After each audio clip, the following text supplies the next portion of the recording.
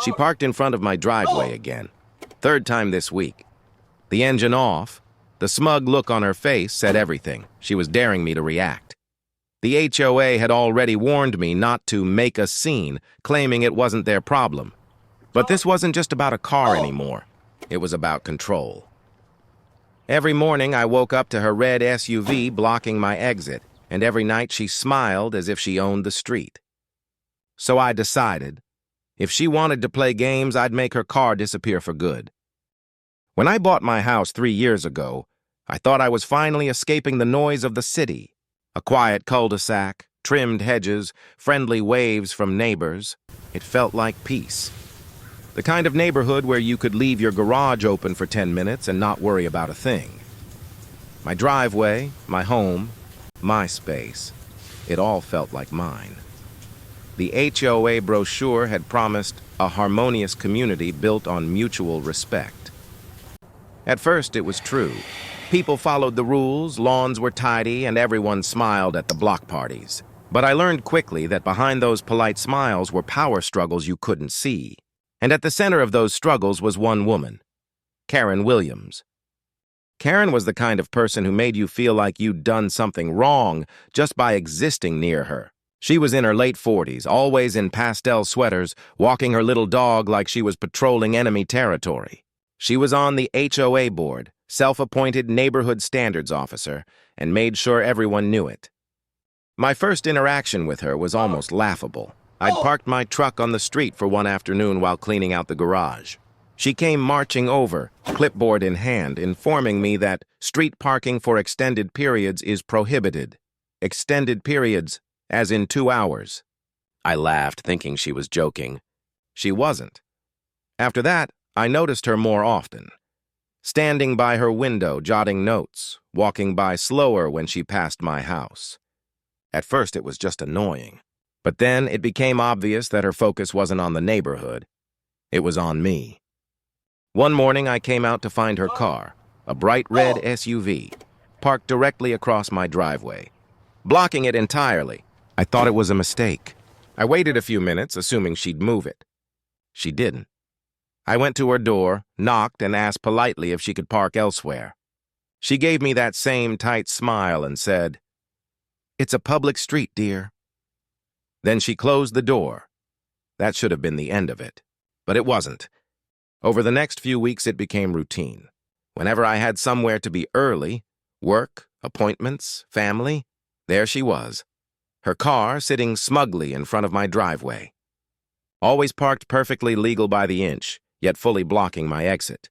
When I brought it up to the HOA, they shrugged. "It's not under our jurisdiction," they said. "Handle it neighbor to neighbor." But with Karen, that wasn't possible. It was clear she wanted control. Maybe she didn't like my truck, maybe she didn't like that I worked odd hours, or maybe she just didn't like that she couldn't control me. Whatever it was, she was determined to make me bend, one parking job at a time. I tried patience. I tried civility. I even tried parking further down the street, but Karen was relentless. Her SUV would always find its way back to my driveway, and that's when I realized this wasn't about parking. It was about power. What she didn't know was that I was done playing nice. After weeks of her parking accidents, I started documenting everything. Photos, timestamps, even videos of her car blocking my driveway. I thought if I built a solid record, the HOA would finally step in. They didn't. When I showed the HOA president my folder of evidence, he barely glanced at it. "Karen's a valued board member," he said. "If there's a misunderstanding, try to work it out peacefully." Peacefully. That word rang in my ears every time I saw her car sitting there, like a bright red reminder that in this neighborhood, rules only applied to everyone else. Then came the first fine. Not for Karen, for me. Apparently, my front yard landscaping was non-compliant with HOA guidelines. Translation, I hadn't mowed on the exact schedule they recommended. The fine wasn't much, but the timing wasn't a coincidence. The notice was signed by Karen herself. That's when I realized this wasn't random. It was retaliation. The more I ignored her car, the more the HOA found things to penalize me for. My trash bins were left out too long. by 30 minutes. My porch light was too bright. My American flag was improperly positioned. Each letter came neatly typed and aggressively worded, always ending with, "Failure to comply may result in further action," and every single one bore the same signature. Karen Williams, HOA compliance chair. She wasn't hiding it. She wanted me to know she was behind it all. I tried reasoning again. I emailed the board, explained the harassment, even offered to attend a meeting to resolve things face-to-face. They never responded. But a week later, I received a certified letter warning that my continued non-compliance could lead to property liens or legal action. It was absurd, laughable even. But it wasn't funny when I realized what was happening. Karen was using the HOA to punish me, weaponizing its rules to make my life miserable. Then one morning, I walked outside to find my truck had been egged. The paint splattered, the windshield dripping yellow and white. And parked right behind it, as always, was Karen's red SUV. That was the moment patience snapped. I cleaned up the mess, called the police, filed a report, but nothing came of it. Without proof, they couldn't do anything. Karen knew exactly where the line was and how to dance around it. That night, as I sat in my driveway staring at her car, something in me shifted. I wasn't angry anymore. I was focused. If Karen wanted to play games, I'd play smarter. I started digging into HOA bylaws, county records, public ordinances. Every rule she used against me, I studied until I understood it better than she did. And buried inside those documents was something she hadn't counted on. The HOA had no authority over vehicles parked on public streets. None. Her legal parking habits were public nuisance violations, which meant the HOA wasn't in charge. The city was, so I began planning. I installed a small camera near my mailbox facing the street. Motion activated, silent, time-stamped. Then I parked my truck halfway down the block to give her space.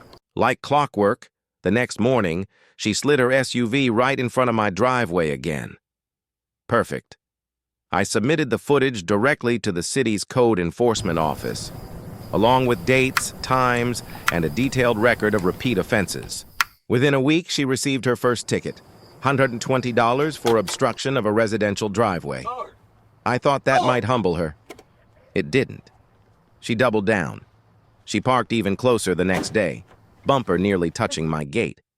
The day after that, she called the HOA meeting to review community conduct violations, naming me specifically for creating a hostile environment. But I wasn't reacting anymore. I was waiting, watching, and then, one Friday night, she crossed a line she couldn't walk back. I came home late from work to find her SUV parked not just in front of my driveway, but halfway across it. Blocking me completely, her headlights still warm, that's when my plan went into motion. I called the non-emergency city tow line, gave them the evidence, and within 40 minutes, a tow truck rolled up under the streetlight. The operator smiled when I pointed out the car. "Another one of these, huh?" he said. Karen's SUV was gone in minutes. No damage, no confrontation, just silence and a clean driveway for the first time in months. I went inside, poured myself a coffee, and waited. The next morning, her screams could be heard halfway down the block. She called the HOA. She called the police. She even came to my door shouting that I'd stolen her car. But when the officer arrived and reviewed the footage, he simply told her, "Ma'am, that vehicle was illegally parked. You'll have to contact Impound." The look on her face, shock, disbelief, humiliation, was worth every second of restraint. But that wasn't the end, because Karen wasn't the type to back down quietly. And she was about to learn that I wasn't either. Karen's car being towed should have ended it. But people like her don't stop when they lose. They double down. Within a week, she filed a formal harassment complaint with the HOA, claiming I had endangered community safety. She painted herself as the victim, a concerned resident targeted for simply following the rules. And somehow, the HOA believed her. I came home to find another envelope taped to my door. Inside was a letter declaring that I was under HOA investigation for aggressive behavior and intimidation of fellow homeowners. They'd scheduled a hearing to determine disciplinary measures. It was unbelievable. The same board that ignored months of her harassment now wanted to punish me for defending myself. But this time, I wasn't just angry. I was ready. I spent nights preparing, gathering photos, videos, timestamps, every letter, every fine, every complaint. I printed the city's citations against her, copies of the tow order, and the officer's report verifying her violations. I even had security footage showing her SUV blocking my driveway multiple times. When the day of the HOA meeting came, I was the first to arrive. The conference room was small, maybe 10 chairs, a long table, a projector, and that same smell of burnt coffee and fresh ink. Karen was already there, sitting at the end of the table wearing that pastel cardigan and smug grin. She didn't look nervous. She looked victorious. The board members sat beside her, 3 of them, all familiar faces who'd smiled politely at me during neighborhood barbecues, but now avoided my eyes. The president cleared his throat and started. The meeting with the kind of forced calm you only hear before things explode. Let's begin by addressing the complaint filed by Ms. Williams, he said. Karen leaned back, arms folded, eyes gleaming. All I ever wanted, she began, was for this neighborhood to remain safe and orderly. But ever since he moved in, it's been nothing but hostility, she went on, dramatizing everything, spinning lies into facts. She claimed I'd followed her, yelled at her, even tampered with her car. The board listened like she was reciting gospel. Then it was my turn. I didn't raise my voice. I didn't match her drama. I simply turned on the projector and played the first clip, a time-stamped video of her SUV blocking my driveway, taken from my mailbox camera. The room went silent, clip after clip. Letter after letter, citation after citation, I laid it all out. Every incident, every abuse of power. Every time the HOA looked the other way, Karen's smile faded after the second video. By the third, her jaw was tight. By the fifth, she was pale. Then I showed the footage of the tow truck arriving, her car being lifted cleanly, legally, calmly. City code enforcement, I said, holding up the paperwork. Not me, not the HOA, the city. Because you don't control public streets. The board members exchanged glances. One of them shifted uncomfortably in his seat. And then came the final piece, the police report from the egging incident, listing ongoing harassment from a known neighbor as the context. When I finished, the room was dead quiet. Finally, one of the board members cleared his throat. Ms. Williams, he said, his voice tight, is this accurate? Karen tried to recover. That footage could have been edited, she stammered. He's making me look bad. But the damage was done. The HOA president turned to her, tone clipped. Karen, we've received multiple reports of your vehicle blocking driveways and complaints about selective enforcement. Effective immediately, you are suspended from all board duties pending review. Her mouth opened, but no words came out. The control she'd wielded for years evaporated in an instant. I stood quietly, gathered my papers, and walked out, but not before looking her in the eye. For the first time, she couldn't look back. That night, her SUV wasn't parked anywhere on the street. For the first time in months, my driveway was empty. But the story didn't end there. Because a few days later, something happened that no one, not even Karen, saw coming. The city got involved again. And this time, it wasn't just about a car. The HOA hearing had ended with silence, but the real noise came days later. Word spread through the neighborhood like wildfire. People who'd once been afraid to speak up started sharing their own stories. How Karen had fined them for unapproved mailbox paint. How she'd written warnings over lawn decorations or trash bins left out for an hour too long. For years, she had run the HOA like a personal kingdom. Now, for the first time, people realized she wasn't untouchable. It didn't take long for the city to follow up on my complaints. After reviewing my documentation and the HOA's conduct, they launched an inquiry into misuse of authority and selective enforcement. Turns out, when an HOA crosses into harassment or falsely enforces codes they don't legally control, it's more than unethical. It's illegal. The city attorney sent formal warnings to the HOA board, and within weeks, Karen Williams was removed entirely. Not just suspended, fired from her position, banned from serving on any HOA board in the county for a minimum of 5 years. Her bright red SUV disappeared for good after that.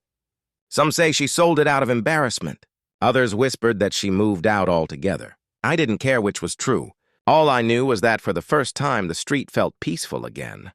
But there was more. The new interim HOA president reached out to me personally. He apologized, sincerely, and told me the board was implementing reforms, clearer rules, transparent communication, and a code of conduct that applied to everyone, including board members.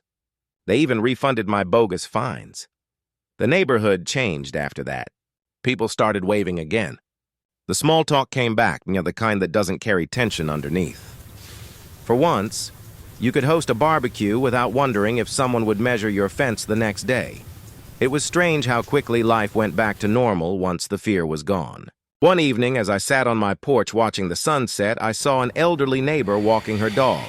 She paused by my driveway, smiled, and said softly, "Thank you. It's been a long time since this street felt safe." That stuck with me, because it wasn't just about me or my driveway. It was about standing up when everyone else was too tired or too scared. It was about showing that sometimes the only way to stop bullies like Karen isn't by fighting louder, it's by fighting smarter. And that's what most people miss about HOA drama. It's not always about lawns or mailboxes or parking. It's about control, about people who use rules as weapons, and others who finally decide to push back. In the end, I didn't just get my driveway back, I got my peace of mind. Months later, the city wrapped up their investigation officially. The HOA was restructured, new elections held, and all the previous board's fines were reviewed for fairness. Karen's name was nowhere in the records anymore.